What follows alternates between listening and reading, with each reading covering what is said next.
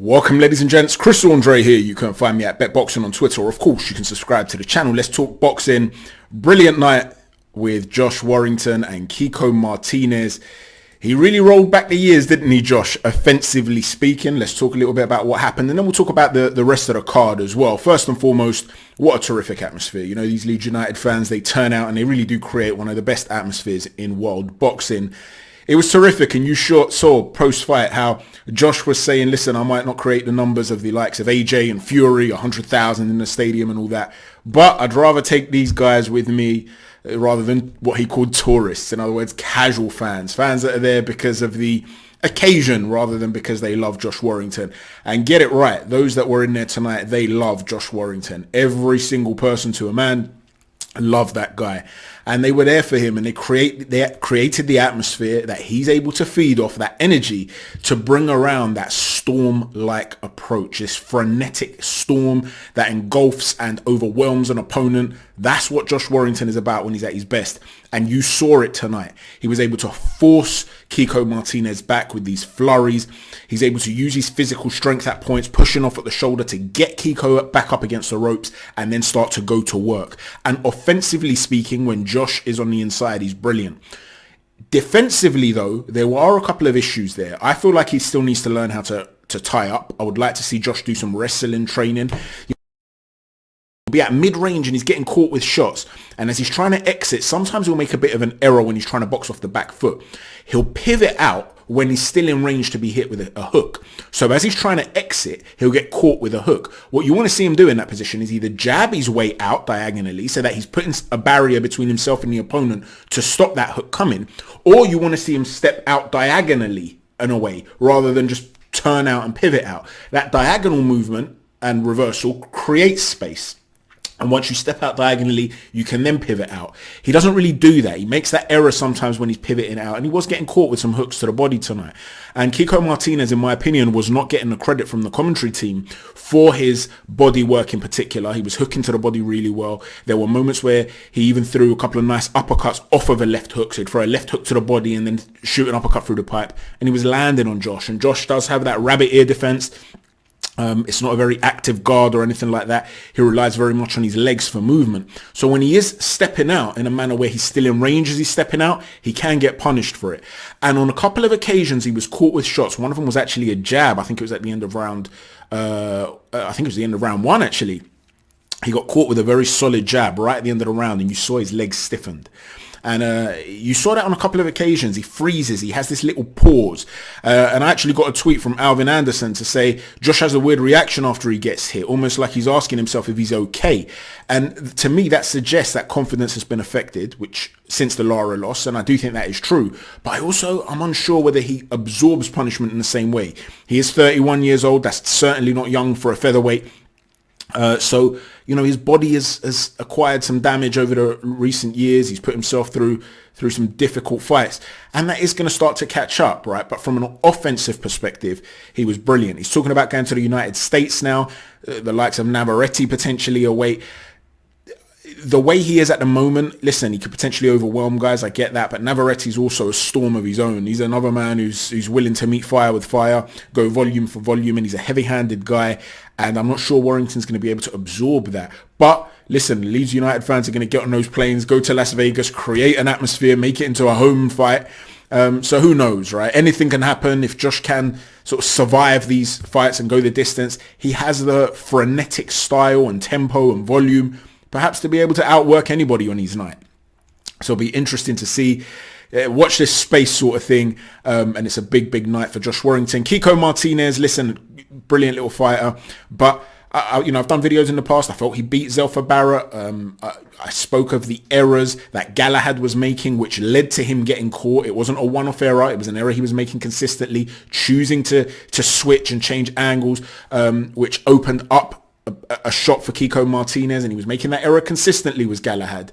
Well, I'm a fan, therefore, of Kiko Martinez. I've spoken about the things he's capable of doing. You can learn from him if you're a young pressure fighter coming up, because he doesn't have great physical attributes. He's not tall, he's short, he's not particularly fast. He's got a solid pop to him, but he's not a monster puncher, one-punch knockout artist. His arms aren't particularly long, and yet he's very effective at what he does. And there are things you can learn, but he is almost exclusively a front foot fighter. So when Warrington is able to put him on the back foot or let go of flurries and land consistently, he was landing really well with a hook around the guard, Kiko started to run out of ideas and he was absorbing the punishment. And that's been the downfall of Kiko in many of his big fights, in my humble opinion. The fact that although he's very good at what he does, he's one-dimensional. But congratulations to Josh Warrington, a brilliant night of boxing for him and for the Leeds United fans. Let's talk a little bit as well about the undercard. Ebanie Bridges, I thought, has really developed well. I'm not going to sit here and pretend that I follow women's boxing as I do the men's game. I wouldn't be able to tell you who the top 5 in every weight category is, for example. But I have seen Ebanie Bridges fight before. And having seen her fight before and then seeing her fight again now, I can see the development. And Mark Tibbs has done a terrific job, and I thought his advice in the corner was brilliant as well.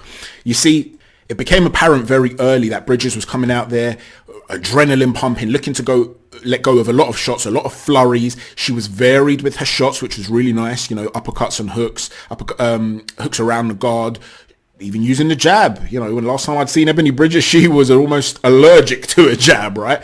She would be afraid to throw it almost. Now, under Tibbs, she was willing to use that jab. And after the first 3 rounds, I had her 3-0 up. And it was quite clear that Roman was having this high guard, and I was explaining she's looking potentially to absorb what Ebanie's giving out here in the hope that she tires, because Ebanie is gone full out. She's going 100%. She could potentially gas. So Roman's going to look to catch her down the stretch. And it was clear that that's what was happening, and she was barely throwing. And yet when Bridges went back to the corner, she turned to Tibbs and she asked, am I winning the fight? Are you winning the fight? Roman's barely thrown. But it shows you that this adrenaline is pumping. This is why sometimes when you see these fighters at the end of the fight, when they say they think they won a fight, and you hear fans say, what do you mean? How can he say that? He's being dishonest. You're not being dishonest. Sometimes you don't feel what's coming back at you when that adrenaline's pumping. You get caught with a big shot. You don't even know you've been hit with it. You don't feel it. Your adrenaline's made you numb to pain. So as a result of that, you don't know what's coming back at you, and you're almost only focusing on what you're landing. So it can be confusing, and she was clearly confused, which shows that her adrenaline was off the charts. And Tibbs warned her about this. It was quality coaching from Mark Tibbs.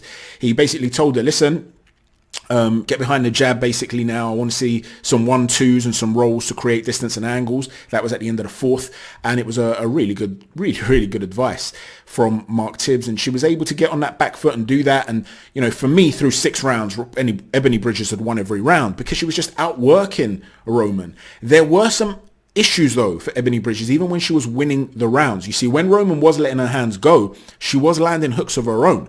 And the problem that Ebanie Bridges had was hand positioning. There was one moment where she'd have her elbow up and one hand here, and she's completely open to the left hook. And she'd just be sitting there and eating the hook above the elbow. And this was happening quite consistently. Her hand position and other times was too low, one hand. Sometimes she'd try and bring sort of a hand behind to block off the shot to her temple. But then she'd have her hand too far forward, so she'd be open to the side, and the shot would be coming around the back and catching on the cheek. So she had some issues with hand positioning that she's got to work on. The other thing, she's physically very, very strong, Ebanie Bridges. She's powerlifting and all that, and you can see that in the clinch she's strong. And yet she wasn't using that. Whenever she was in the clinch, she'd want to be exchanged. I get it, you're a puncher. I get it, your adrenaline's pumping. You're aggressive and so on and so forth. But don't be afraid to tie up and lean on a woman. Take a breather, learn to tie somebody up. So Ebanie Bridges still has some work to do, but she really, really has developed well with Mark Tibbs. Like I said, I thought his advice to her was fantastic. And by the end of the fight, I personally had it 7-3 to Bridges. I thought the 7th, 8th, and 9th went to Roman. So there was a shift in the momentum, but Bridges has built up a big lead. And then she got her second win in that final round and went to work and got the better of it. So I had her winning 7-3. I know a lot of people are complaining about the 9-1. That's just a 2-round difference to what I had it. You have to understand that although Ebanie Bridges, in my opinion, was getting outworked in a couple of those rounds, she was still landing her own shots. And a lot of them were solid shots. She was landing that left hook. So a swing of those 2 rounds, is it really the biggest of deals? I understand people are frustrated with judging. Don't look for the excuse though to moan about judging every single week, right? If there's something terrible, bring it up. Whether it was 9-1, 7-3, I don't see the biggest of deals here. The first 6 for me, Bridges won clear. She won comfortably. I can't make a case really for Roman just because she got outworked and she didn't affect Ebanie Bridges. At no point did she hurt her. Ebanie looked tired, but at no point was she hurt. So let's not go nuts with the shouts of terrible judging and stuff like that. Yes, I had it 7-3 rather than 9-1, but Ebanie was still landing even in the round she was losing. Okay, really good performance, really good heart, really good development and improvement as well. Well done to Mark Tibbs. Now, in terms of the other fight of the night, Maxi Hughes and Ryan Walsh. Anywhere between 9-3 and 11-1 to Maxi Hughes is fine for me. I thought it was a good jabbing contest early on, but you saw that, you know, Hughes started to take over with his superior movement, very, very fluid, consistently pivoting, changing the angle on Walsh, who, for me, one of the big issues, Darren Barker was talking about the fact that he had to bring his feet in closer before letting go of his hands. I don't disagree with that. But one of the problems that he had is that Hughes was very, very fluid. And when Walsh would try and throw, he'd either drop the shoulder and pivot out. Okay, throw a jab, drop the shoulder, pivot out, get Walsh to reset and go to work from there. Or alternatively, he would come in low, duck under a shot, work his way from a low position upwards, whereas Walsh would stay upright. So he's a bigger target, easier to hit, and you'd have Walsh getting outlanded because of the fluidity and variation of the movement of Maxi Hughes. So what I wanted to see Walsh do is get lower. Okay, match that level change. When Hughes comes low, you go low with him. Work low with him. Alternatively, start shooting that uppercut, that backhand uppercut to the solar plexus. If he doesn't go that low in that regard, you're going to land to the chest, to the solar plexus. If he does go low, he could potentially dip onto it. You're constantly landing. You're keeping him at bay, even with your straight shots, backhand straight shots down to the solar plexus. Again, come low to do that. You can't punch downwards from an upright position. You're going to be getting caught with big shots. But you have to change your levels. He never did that. He took ages to adjust. And it wasn't until round 8 that I felt that he started to have some success in adjusting. He did change his levels a little bit in the last minute of that round. It wasn't a round I felt he won, but in the last 45 seconds, I'd say he did change and he started to give different looks. He'd jab and step out and switch and things like that, giving different looks. And he was evading shots and landing shots of his own. And I thought, okay, keep this adjustment for a bit. Let's see what can happen. But he came out in the 9th round and again, he was very upright. And the fluidity of Maxi just gave him far too many issues. His corner were telling him, you know, you need to go to work. You need to increase the work rate. I agree with that. He did. But it was the method in which he was applying that work rate that mattered as well. It's not just a case of go out there and let your hands go. There has to be an element of adjustment and a plan to be able to counteract what Maxi Hughes was doing. But there was no adjustment. Even if you weren't going to come in low, there were other methods, other things he could have really tried. At points when Hughes was pivoting out and changing the angle, there'd be a very slight pause before he'd start to jerk and move again. On that pause, Walsh could have punched with him. So as he pivots out, throw your shot. Something that Teofimo Lopez did very well against Vasyl Lomachenko. Just before that reset, let go of a shot. He didn't do that either. So I wanted to see something different. I wanted to see something change from Walsh. It didn't really come. I felt that he was busier in the final round. I definitely gave him the final round, but it was too little too late. Great performance from Maxi Hughes. He really is.